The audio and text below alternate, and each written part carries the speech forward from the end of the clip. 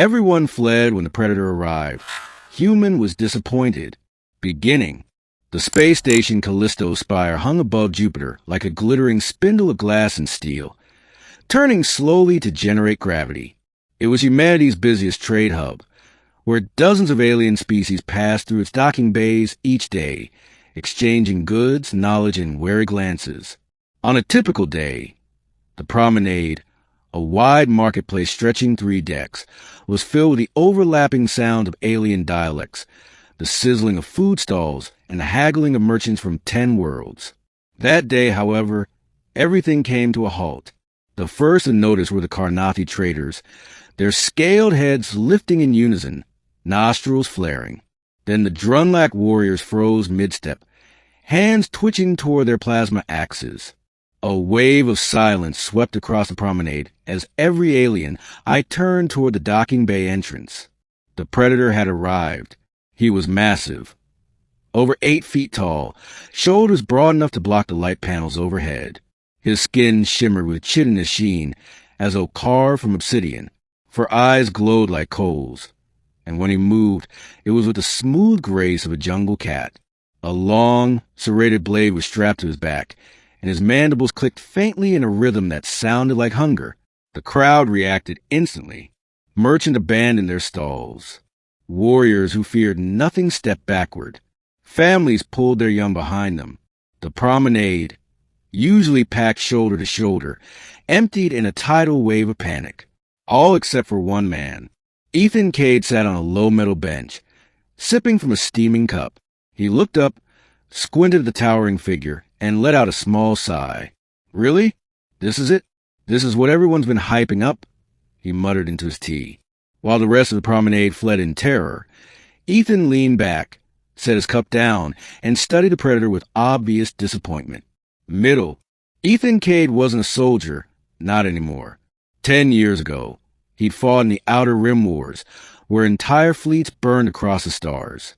He'd seen ships split open with thousands still aboard, seen planets scarred by orbital bombardment, and seen predators far worse than anything striding across a marketplace. After that, nothing impressed him much. The Predator scanned the promenade. His 4 eyes locked on Ethan, mandibles spread in what could only be described as a cruel grin. Everyone else had scattered to the far edges of the marketplace, hiding behind bulkhead pillars and cargo crates. The Predator ignored them. Instead, he strode directly toward the lone human who hadn't moved. Ethan calmly raised his cup again, blew on the steam, and took another sip. The Predator stopped in front of him, towering like a living nightmare. For a long moment, neither spoke. "You're smaller than I expected," Ethan finally said. The alien tilted his head, mandibles twitching.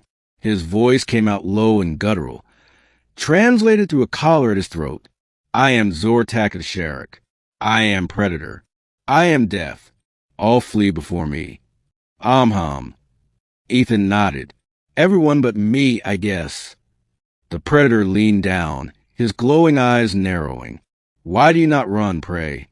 Ethan's lips curved in the faintest smile. "Because I'm not prey." The crowd gasped from their hiding spots.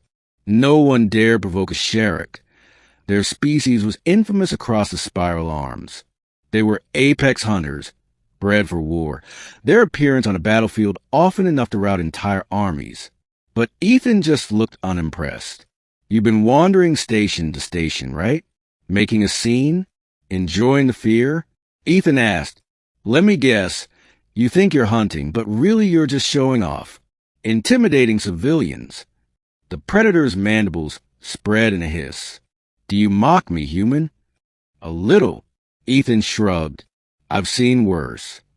The Predator slammed one clawed hand against the bulkhead, denting the steel beside Ethan's head. The crowd flinched.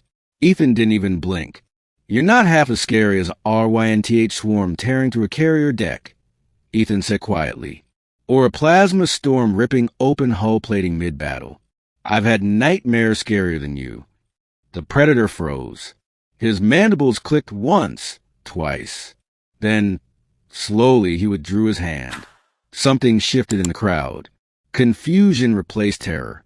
No one had ever seen a Sherrick hesitate. The test. Zortak straightened, towering above Ethan. His mandibles clicked in slow rhythm. You wish to test me, human? Then face me in the hunt. Ethan let out another sigh, drained the last of his tea, and stood. Fine. Let's get this over with. The crowd murmured in disbelief as the predator led Ethan toward the lower decks. Whispers followed them, bets placed, fears voiced. Some said the human was already dead. Others whispered that perhaps this man was no ordinary civilian. They entered the gravatorium, a massive chamber used for zero-gravity training. Zortak activated the controls. The artificial gravity dissolved, and both floated into the air. The predator drew his serrated blade, its edges shimmering with a toxin that could dissolve flesh. Ethan, meanwhile, rolled his shoulders and cracked his knuckles. He carried no weapon. The crowd gathered along the observation deck above, pressed against the glass. The fight began. Zortak lunged, slashing with speed far beyond human reflexes. But Ethan didn't panic. He twisted just enough to let the blade sweep past him, then grabbed the predator's wrist and used momentum to flip him sideways into the chamber wall. The audience gasped. Zortak snarled, recovered, and charged again. His mandibles spread in rage. Ethan moved fluidly, always half a step ahead, dodging with soldier precision. He'd fought faster enemies before, ones that struck in swarms and didn't hesitate. This was almost leisurely.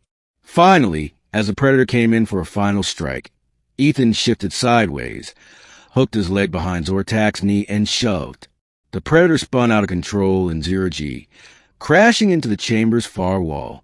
His blade clattered from his claws, floating aimlessly. Silence filled the gravatorium. Ethan floated calmly to the center, arms crossed. You done? Zortak's mandibles clicked, his four eyes wide with something he had never experienced before. Defeat. Revelation. After the chamber's gravity returned, Zortak struggled to his feet, towering once more. The crowd held its breath. Would he attack again? Would he rip the human apart? Instead, the predator knelt. Never have I been bested. You are not prey. You are hunter. The promenade erupted in shocked murmurs. Aliens who had fled in terror minutes ago now peeked from hiding, staring at Ethan with newfound awe. Ethan shook his head. I'm not a hunter anymore. I'm just tired. The predator's mandibles twitched. Then why stand? Why not flee as others? Because fear feeds you, Ethan said softly, and I've had enough of fear. You wanted prey, but I wasn't going to give you that. For a long moment, silence reigned. Then, slowly, Zortak rose. He turned to the crowd, mandibles clicking in strange rhythm. This one is worthy. I came for prey. I leave having found respect. The predator strode back toward the docking bay, ignoring the fearful whispers, ignoring the weapons nervously pointed at him. He left as suddenly as he had arrived, vanishing into the void between stars. Ending. In the aftermath, the promenade returned to life, though its energy was different. Merchants whispered Ethan's name. Alien dignitaries nodded at him with newfound reverence. Children peeked out from behind their parents, wide-eyed with curiosity. Ethan sat back on his bench, picked up his empty cup, and sighed. Still disappointed, he muttered. The tea was the best part. A young alien girl, one of the Drunlack, approached timidly. You weren't afraid? She asked. Ethan looked at her, then out at the stars beyond the station windows. I've been afraid plenty of times, he admitted. The trick is deciding not to let fear control you. That's when predators lose their power. The girl nodded, eyes shining.